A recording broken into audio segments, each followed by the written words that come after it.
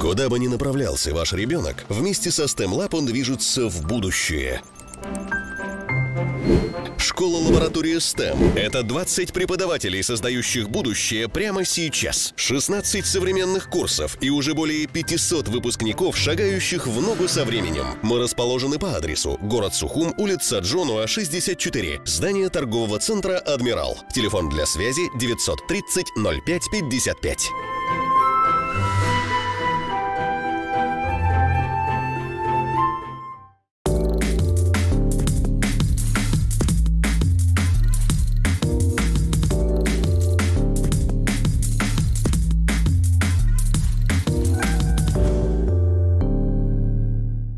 Здравствуйте! В эфире «Экономическая среда». Сегодня мы будем говорить о банковской сфере, о проблемах, с которыми столкнулись банки Абхазии в период пандемии и карантина.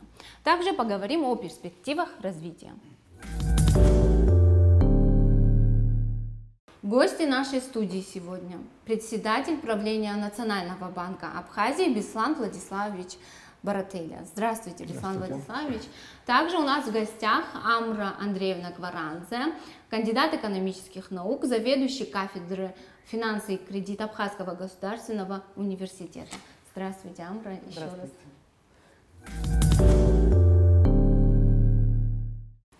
Беслан Владиславович, начнем беседу с вас. Расскажите нам, как повлияла пандемия и карантин на работу банков в Абхазии? Как это сказалось на показателях? И, может быть, какие-то тенденции у нас появились? Ну, безусловно, пандемия не могла не отразиться на ситуации в банковской сфере, поскольку банковская система – это часть национальной экономики.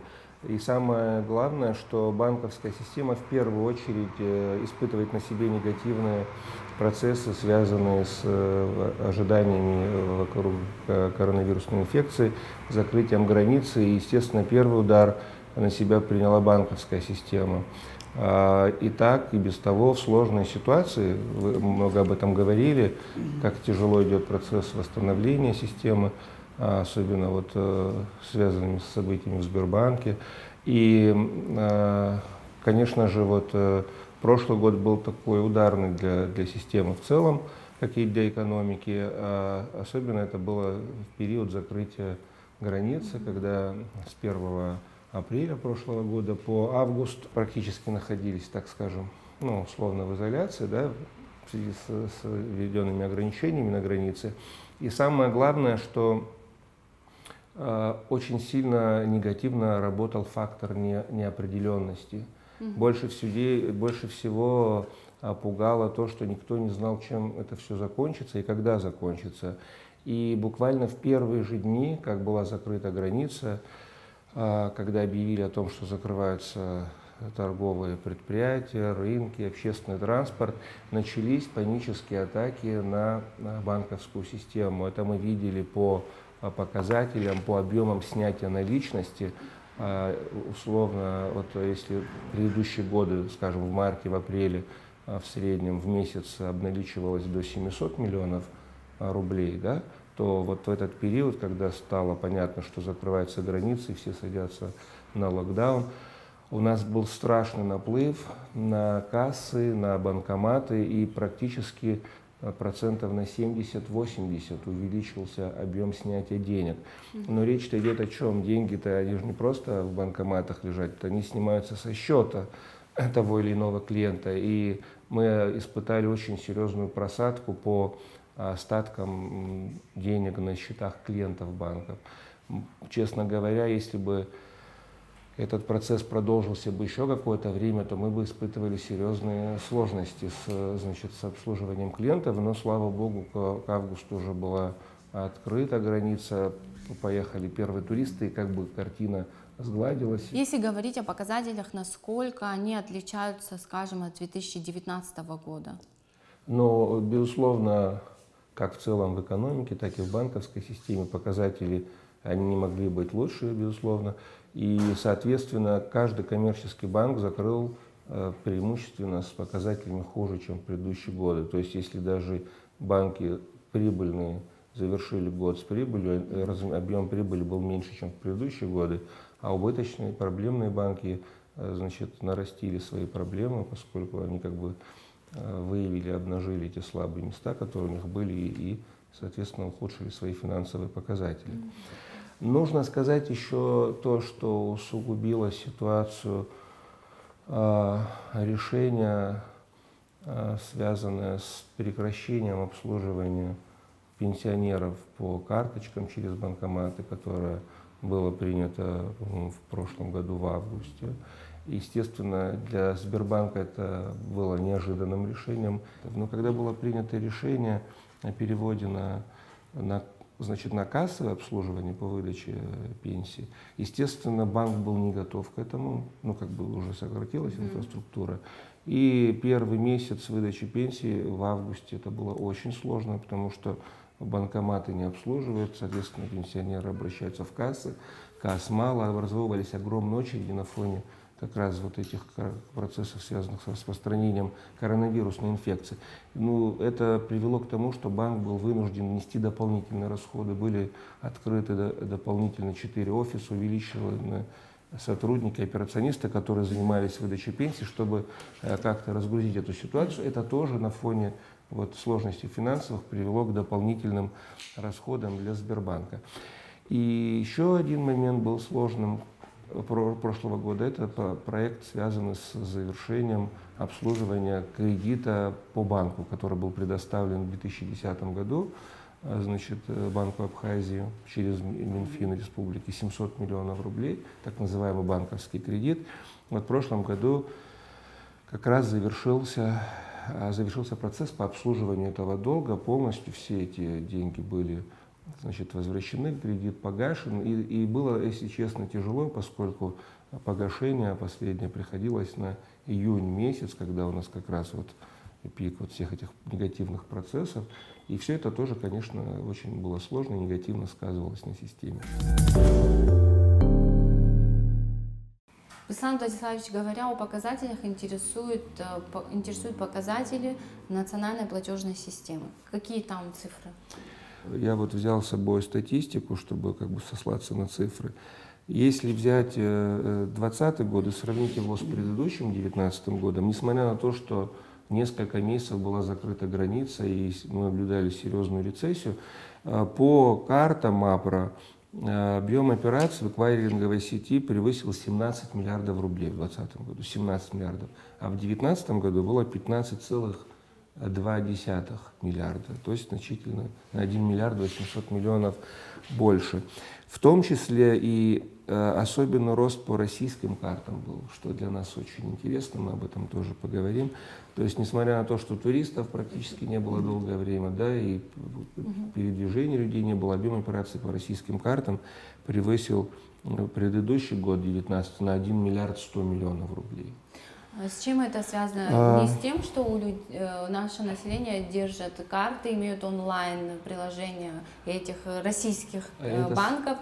Может быть, это с этим? Мы точно сказать не можем, поскольку по транзакциям не видно даже, кто является держателем российской карты. Это могут быть как россияне, которые приезжают к нам, так и местные граждане, как вы правильно сказали, у очень большого количества людей есть карты российских банков. Но самая хорошая тенденция заключается в другом. Несмотря на то, что это хорошо растут обороты, самое хорошее считается то, что увеличивается доля безналичных расчетов. То есть потихонечку люди понимают, что карта не для того, чтобы снимать деньги с банкоматов, а чтобы расплачиваться. Этому способствует ряд причин. Но, во-первых, увеличивается инфраструктура, с каждым годом все больше точек, где можно расплатиться картой. Эквайринг развивается. Да, развивается. Второе, что мы еще заметили, вот появление у человека российской карты и возможность выезжать в Россию, расплачиваться российской картой приводит к тому, что эта культура формируется, и он уже подтягивает свою абхазскую карту параллельно. И по оплате доля стремительно растет. Значит, где-то в целом в 3-4 раза в год увеличивается доля платежей по оплате. И очень радует оплата картами АПРА. То есть это говорит уже о том, что наши граждане, которые получают доходы на абхазскую карту, начинают ею пользоваться как, значит, инструментом платежа. И за последние годы за последние 3-4 года происходит удвоение. Беслан Владиславович, интересно узнать про показатели APRA World, насколько показатели оправдали себя. На самом деле это большое для нас было событие, поскольку за этим стоит колоссальный труд сотрудников, людей. Это трехлетний процесс, который был запущен в 2017 году. И непростой, сложный, но тем не менее он был реализован. И благодаря этому сегодня наши граждане могут выезжать, в частности, в Российскую Федерацию и расплачиваться своей картой, и снимать деньги с банкоматов. Анализ показывает, что очень динамично этот процесс развивается. В прошлом году объем операций составил 42 миллиона рублей. И, как нам кажется, эта, значит, тенденция будет продолжаться в дальнейшем. Амра Андреевна, как вы оцениваете сложившуюся ситуацию в банковской сфере? Справилась ли наша банковская система? Ну, нужно сказать, конечно же, Беслан Владиславович об этом говорил, в первую очередь в кризисных условиях влиянию подвержена банковская система, в первую очередь, потом уже все остальное. Но с одной стороны негативному влиянию прежде всего подвержена банковская система, но это с одной стороны. А с другой стороны, естественно, государство и экономика рассчитывает на банковскую систему, потому что именно она вытягивает экономику и приводит в состояние стабильности наряду с мерами, которые принимают в рамках фискальной политики, денежно-кредитная политика тоже играет ключевую роль. О том, как сложилась ситуация, Беслан Владиславович сказал, конечно же, наши банки, да, я вот слышала, что снизилась рентабельность, наверняка ухудшился кредитный портфель, увеличились невозвратная, да, просроченная кредиторская задолженность. Причем эта ситуация, естественно, характерна для всех стран, которые попали в аналогичную ситуацию. Но мы следим, естественно, за ситуацией, которая происходит в Российской Федерации, потому что мы находимся в рублевой зоне. Ситуация в республике экономическая в значительной степени зависит от той денежно-кредитной политики, которую проводит Российская Федерация. Но и в целом мире то, что складывается. Вообще нынешний кризис, в том числе связанные с пандемией, конечно, является беспрецедентным по масштабам и географическому охвату. Вот последние данные Всемирного банка говорят о том, что одновременно в стадии рецессии находится 93% экономик. То есть 93% государства находятся в стадии рецессии. Конечно, это масштабы колоссальные. Принимаются различные меры, различные усилия для вывода экономики из сложившейся ситуации. Особенно в условиях пандемии здесь нужно балансировать. Нужно, с одной стороны, изыскивать средства для того, чтобы поддерживать здоровье граждан, а с другой стороны, искать средства и инструменты для того, чтобы выводить экономику из инфляционных процессов, из рецессии, для того, чтобы стабилизировать финансовую систему. И я смотрела данные, что в 2021 году на эти меры, о которых я говорю, и в том числе по поддержке бизнеса, предприятий, создания рабочих мест и так далее, будет направлено порядка 160 миллиардов долларов за 2021 год Всемирным банком, различным государствам для поддержки, в том числе и системы здравоохранения, и финансовой системы, и малого предпринимательства.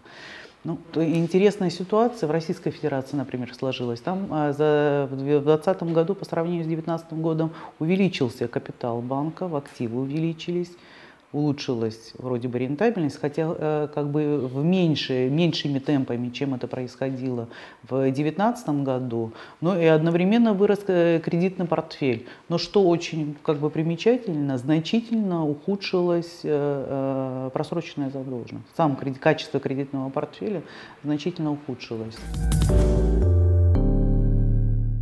Беслан Владиславович, в такой сложный период в экономике были ли отозваны лицензии у банков или банкротство? Безусловно, нет. На самом деле мы все делаем для того, чтобы этого не случилось. Дело в том, что Амра Андреевна только что сказала, что во всех странах проводится масштабная помощь по поддержке, по оздоровлению и так далее. Но дело в том, что мы, в отличие от других стран, к сожалению, не имеем такой возможности. Я про бюджетно-налоговую политику не буду говорить, я расскажу о кредитно-денежной. Несмотря на то, что у нас есть в стране Национальный банк, но тем не менее мы не являемся эмиссионным центром. Это означает, что мы, как банк Абхазии, как банк-регулятор, не имеем возможности влиять на денежную массу в стране. То есть не имитировать валюту, да, не отбирать, не поддерживать. То есть вот этого инструмента нет. И поэтому получается, что в условиях, когда и так и без того сложная ситуация в банковской системе, еще значит, она сталкивается с такими серьезными вызовами, Банк Абхазии лишен возможности, не потому что там он не делает этого, а просто у него априори такого инструментария нет, и банк не влияет на объем денег в экономике. Поэтому, говоря о мерах поддержки, мы очень сузили этот набор мер, поскольку предоставить ресурсы кредитные для коммерческих банков Банк Абхазии, к сожалению, не может. Чем помогал Нацбанк в период пандемии коммерческим банкам? Единственное, мы сами не начисляли штрафные проценты, мы пролонгировали кредиты, которые, значит, срок погашения которых приходился на этот период. Мы обратились к коммерческим банкам точно так же поступать с их клиентами, чтобы банки вошли в положение своих клиентов, реструктуризировали задолженности. Но обязать коммерческие банки мы не могли, поскольку это их деньги, да, их привлеченные деньги. А сберегательный банк мы, по сути, сделать заставили, как Национальный банк. И у нас было огромное количество обращений людей, особенно тех, которые брали кредиты для развития бизнеса в сфере туризма, курортной сферы. То есть, представляете ситуацию, люди взяли деньги на развитие бизнеса, идут проценты, а бизнеса нет. Естественно, мы стали входить в положение и реструктуризировали большое количество кредитов, то есть продлевали сроки погашения. Были пожелания, конечно, очень большого числа людей вообще остановить проценты, списать проценты. Понятно, что это очень нужно было и полезно, может, но дело в том, что возникает вопрос, за счет чего это сделать. Просто остановить процент или списать кредит сделать невозможно, поскольку у банка деньги привлеченные, преимущественно вкладчиков. Банк ведь не может сказать вкладчикам: мы вам не будем платить проценты, потому что не обслуживается кредит. Естественно, в отсутствии поддержки со стороны государства банк такое себе позволить не может. Но тем не менее такие послабления были и частично смогли снять вот эту остроту проблемы, которая была. Да, я хочу сказать, вот как бы острый вопрос затронули денежно-кредитной политики, инструментария, который вообще может использовать Национальный банк. На самом деле очень ограничено. Практически не можем влиять через денежно-кредитную политику на, как бы, на экономику, на, как бы, формирование платежеспособного спроса. Ведь самая главная задача, чтобы был спрос у населения. Да, вот воздействие через инструменты денежно-кредитной политики Национальный банк может очень ограниченно. Вообще наши, вот кажется, что вопросы лежат на поверхности, да, вот плохой какой там генеральный директор банка все неправильно сделал, вот поэтому вот так плохо работает банк. На самом деле все не так в Абхазии, да, вопросы гораздо глубже, и они, естественно, связаны со всеми циклами, которые происходят в экономике, и как мы можем вообще, в принципе, воздействовать на эти процессы. В первую очередь это связано с отсутствием национальной валюты, естественно. Банк не является кредитором последней инстанции, Национальный банк Абхазии не является кредитором последней инстанции. Это одна из самых больших, наверное, и главных проблем, которые существуют. Действительно, мы практически не можем регулировать денежную массу в Республике Абхазия, воздействуя, да, на различные экономические процессы и, как бы, экономический цикл. Поэтому вот, в принципе, наверное, поэтому мы имеем в большинстве случаев нерентабельные банки, портфель их не диверсифицирован, да, по большому счету, и, как бы, низкая обеспеченность собственным капиталом. А это как раз все, что нужно для того, чтобы работала банковская система. И здесь на самом деле я поддерживаю позицию Национального банка, когда нужно сохранять все-таки по максимуму количество игроков, скажем так, в банковской системе, то есть количество банков. Потому что Сбербанк занимает значительную долю на рынке, больше 50%, около 50%, наверное. Да? Не будем видеть развитие банковской системы, если не будет коммерческих, как бы, институтов, которые в конкурентной борьбе будут повышать в том числе и качество услуг, которые предлагает Сбербанк. Это тоже вот важный вопрос. Мы подняли тему национальной валюты.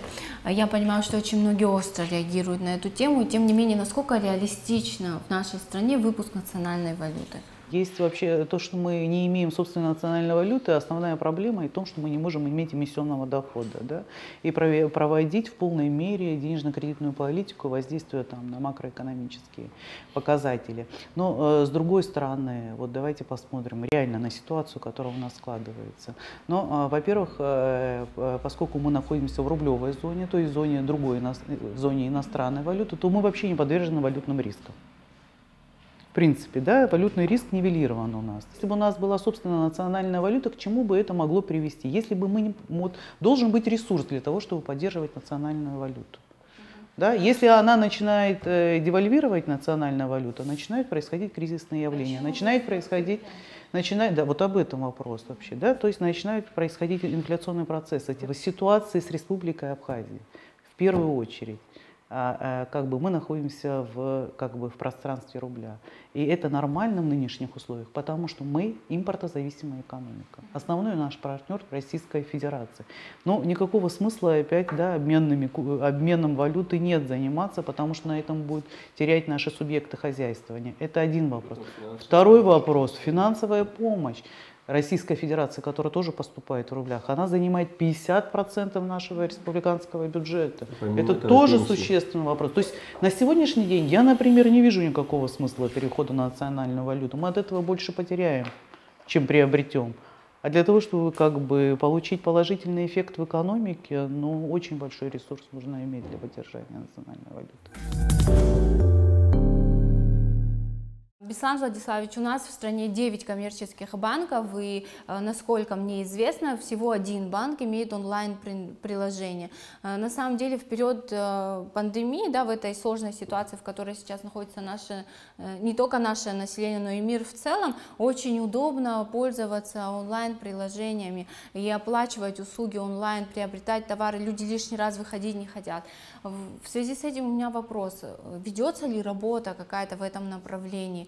Скоро ли, например, другие банки Абхазии будут иметь приложение, или это не в ближайшем будущем? Интересный вопрос. Вообще мы живем сегодня в одном пространстве, по сути, информационном. Человек, который живет в Абхазии, он хочет иметь такие же услуги, как если бы он жил в России или в Америке и так далее.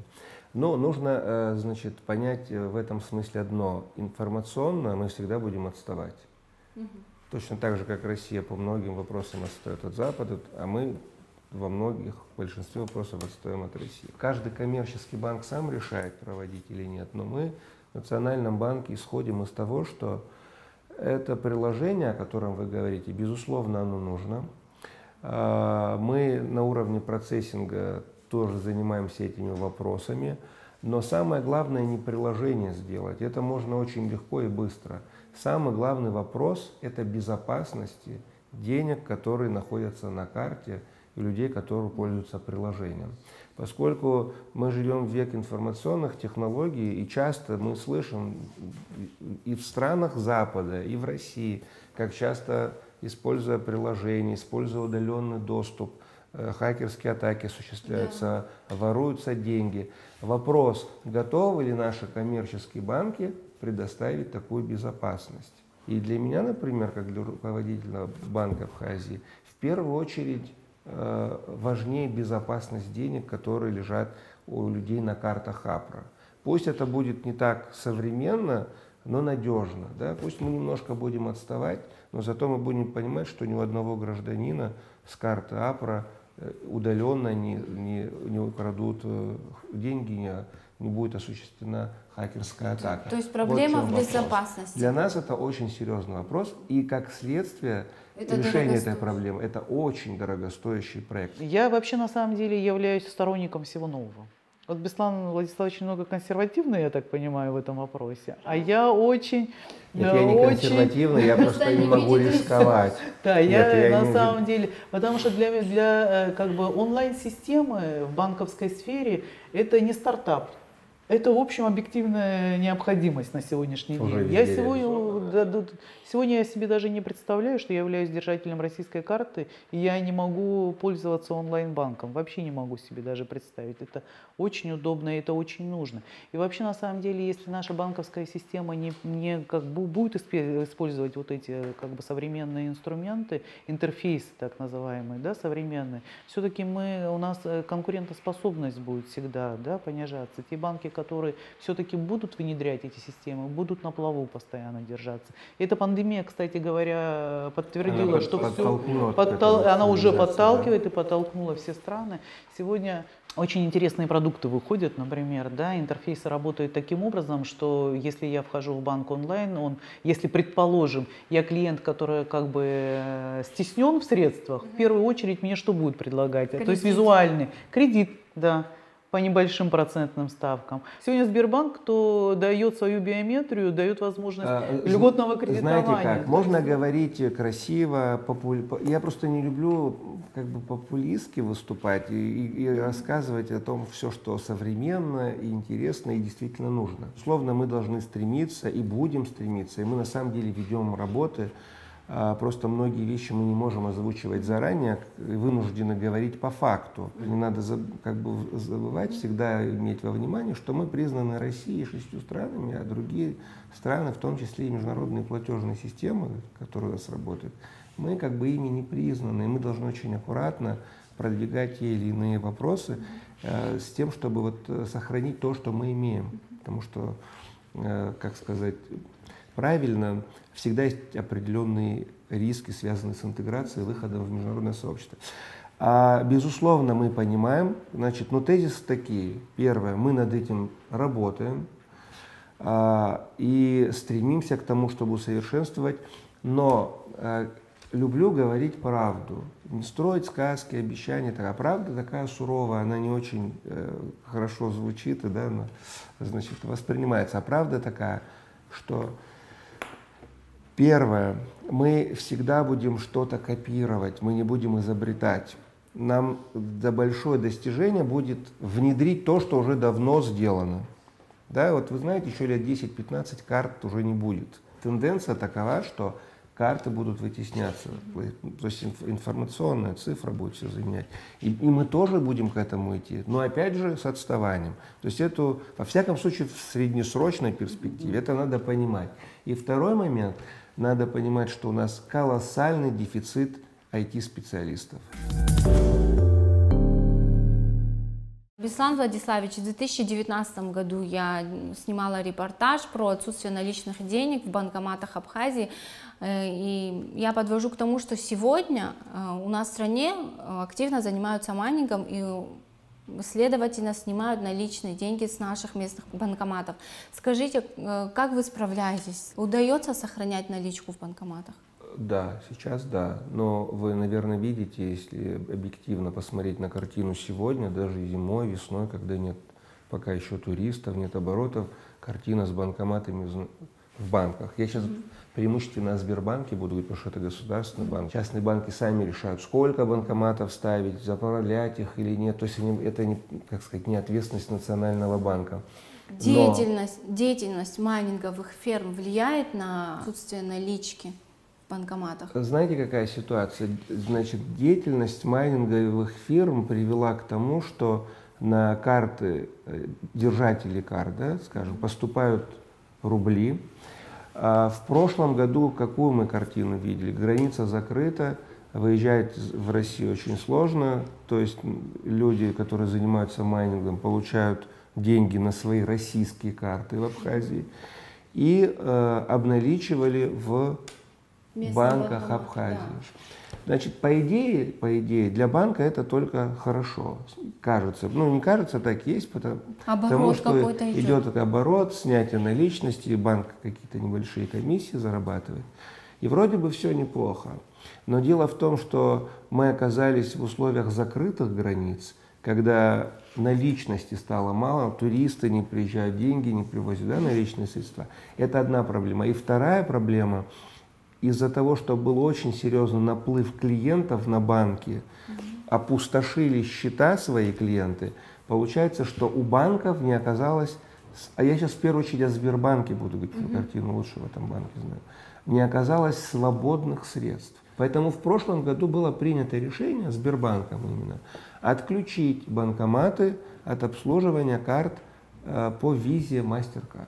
Только карты МИР оставили. И, соответственно, это решило проблему. Мы сохранили наличность для своих клиентов. И еще один хороший, значит, процесс стали наблюдать на фоне этого. Увеличились платежи. То есть по картам нельзя было снимать наличные с банкоматов. Или можно было в кассы зайти в банк и снимать с оплатой. Но при этом у них на картах были деньги, они могли прийти в магазин и значительно увеличилась доля платежей по российским карте. Да. Ну, естественно, как граница открылась, с 1 августа прошлого года пошли первые туристы, увеличился оборот денежных средств, и все ограничения были сняты.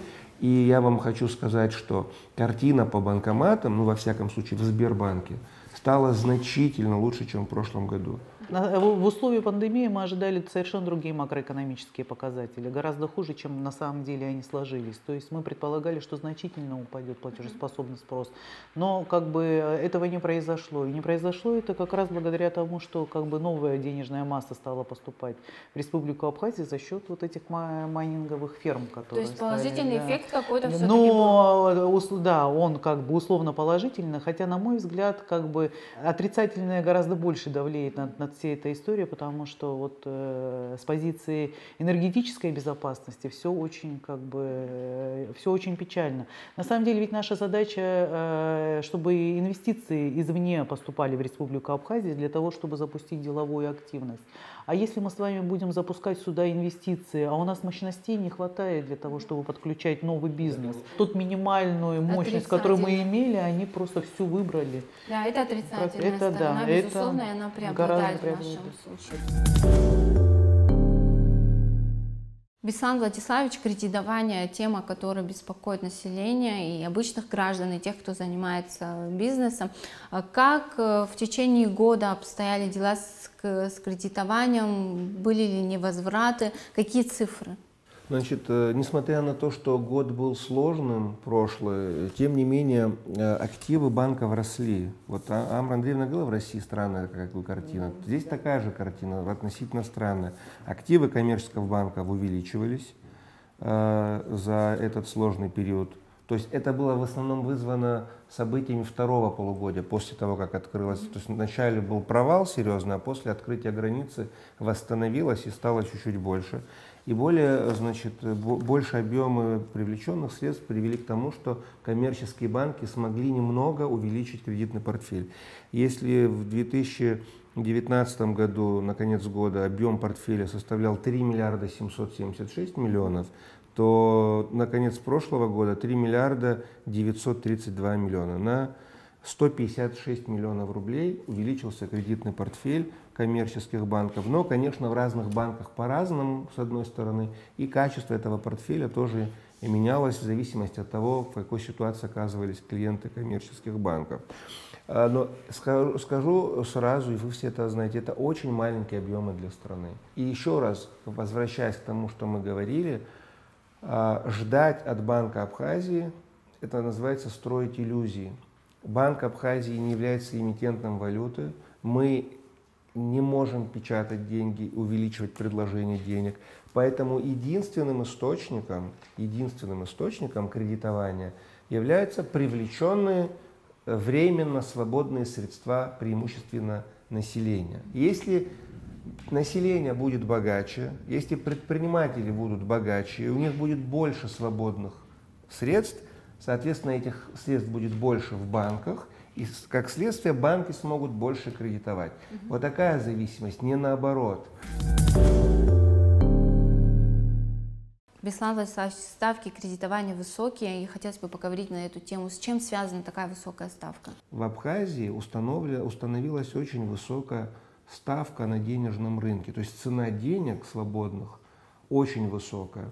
Она определяется, соотношением спроса и предложением на рынке денег, и в частности мы видим это через количество вкладов в Сбербанке. Мы как-то пытались снизить ставку, чтобы сделать кредиты более дешевыми. Что для этого нужно было сделать? Привлекать более дешевые деньги. Ведь почему ставка на рынке высокая? Потому что деньги, которые вкладчики приносят в банк, дорогие. Значит, в один период мы опустили ставки по вкладам до 12%. Таких высоких ставок по вкладам в России давно нет. 4, 5%, 6%. А население как реагирует вообще? А это актуально для нашего населения? Население в этот период практически перестало вкладывать деньги в Сбербанк. То есть ставка 12%, она стала неактуальной. Мы вынуждены были поднять до 18 и даже до 20 были моменты. Ну и что люди принесли вклады. деньги? Сегодня в Абхазии вкладов на 1 800 000 000. Да, преимущественно в Сбербанке, также во всех банках. За прошлый год объем вкладов увеличился на 150 миллионов рублей. Опять же, только потому, что высокая ставка по привлечению.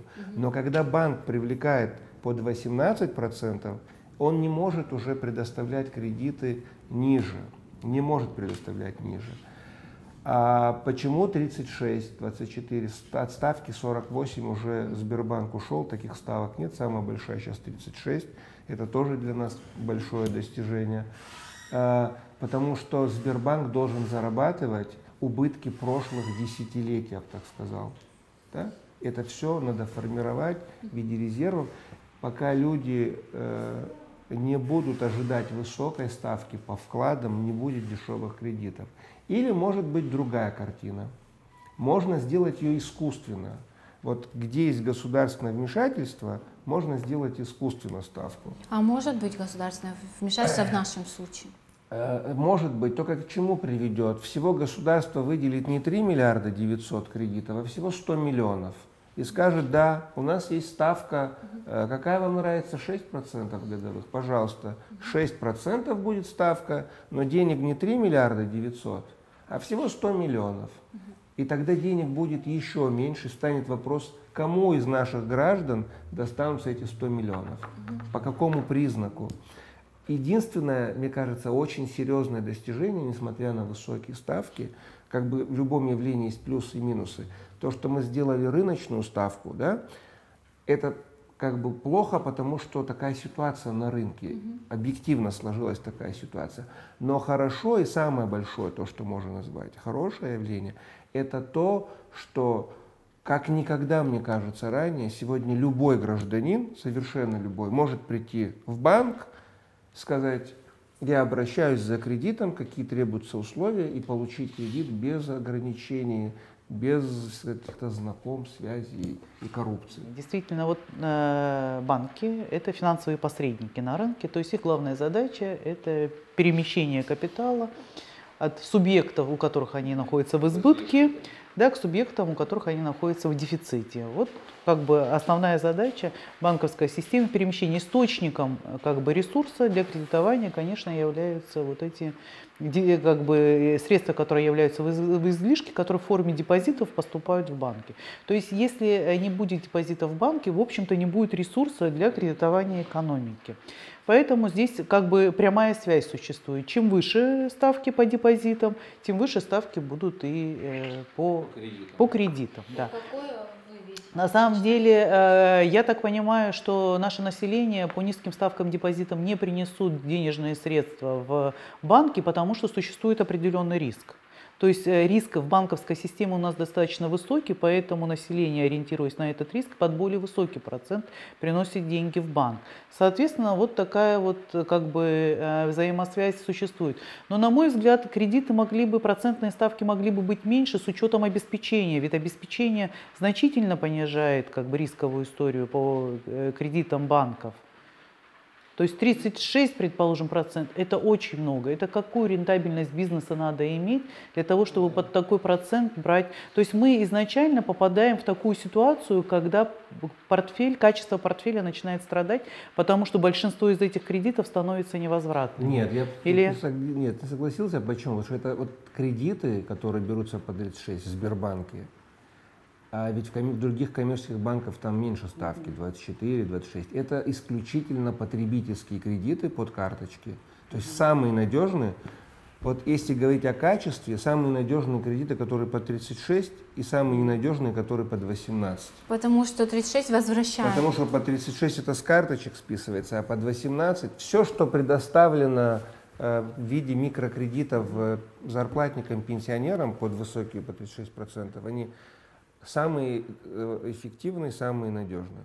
Но все-таки, если они, я извиняюсь, если они уже показывает практика, что они являются надежными, ну неужели нельзя понизить ставку? Они уже возвратные, там риска высокого не существует. Я вам скажу, с чем связано. Если мы понизим ставку, нам не хватит денег по 24. Мы сегодня, сберегательный банк, едва находит деньги, чтобы обеспечить кредиты по 36. Спрос настолько большой, что мы периодически вынуждены оставлять процесс кредитования, потому что даже по 36% у Сбербанка нет денег. Ну, в наших условиях, конечно, очень важна государственная поддержка на самом деле. В условиях кризиса, если государство тоже у нас большими ресурсами не обладает, но даже короткие программы, которые существовали, по-моему, в 16-17 по малому предпринимательству была программа, она вполне тоже эффективно, мне кажется, работала. В конечном итоге пусть это будет 100-200 миллионов, но это определенный охват все равно будет, я понимаю, бизнеса, да, который может дальше развиваться, мелкий бизнес. Но еще вот у меня такое, почему бы нам не обратиться в Российскую Федерацию? Все-таки для нас он является, как бы, мы в рублевой зоне находимся, нам негде кредитоваться, кроме как в Российской Федерации. Сегодня в разговоре мы озвучили ряд проблем, и я хочу такой завершающий вопрос. Как вы считаете, какие основные пути развития банковской сферы Абхазии? Основные пути развития – это обязательно подключение к процессам цифровизации, это внедрение новых технологий и постоянное совершенствование как кадрового потенциала, так и технологического потенциала, потому что в противном случае мы просто будем отставать постоянно, и не выдерживать конкуренции, потому что все уйдет в онлайн. Нам надо развиваться в этом направлении, потому что традиционный банкинг, он будет умирать потихоньку, и на его место будут приходить новые институты с новыми инструментами, которые мы должны и развивать, уметь использоваться и благодаря этому конкурировать. Ну, на мой взгляд, для того, чтобы активизировать, наверное, экономические процессы, нам прежде всего нужно определить необходимый объем финансовых ресурсов для экономики. Какая потребность в финансовом ресурсе в экономике, и государство все свои усилия должно направить на то, чтобы получить этот финансовый ресурс, запустить его в экономику для того, чтобы повысить деловую активность. Да, безусловно, новые технологии, это очень важно, нужно оставаться в тренде. И я думаю, у нас есть как бы все предпосылки для того, чтобы оставаться в тренде. Поэтому я вот считаю, что как бы основная, главная наша проблема – это ограниченный ресурс, ограниченный финансовый ресурс, это ограничение в рамках вот инструментария денежной кредитной политики, поэтому нужно в первую очередь решать эти проблемы для того, чтобы активизировать экономические процессы и уже, в общем, говорить об экономическом росте в будущем. Незаметно наша передача подошла к завершению. Я благодарю вас за то, что нашли время и пришли сегодня к нам в студию. А с вами, дорогие зрители, я прощаюсь до следующей недели. Хороших нам экономических новостей!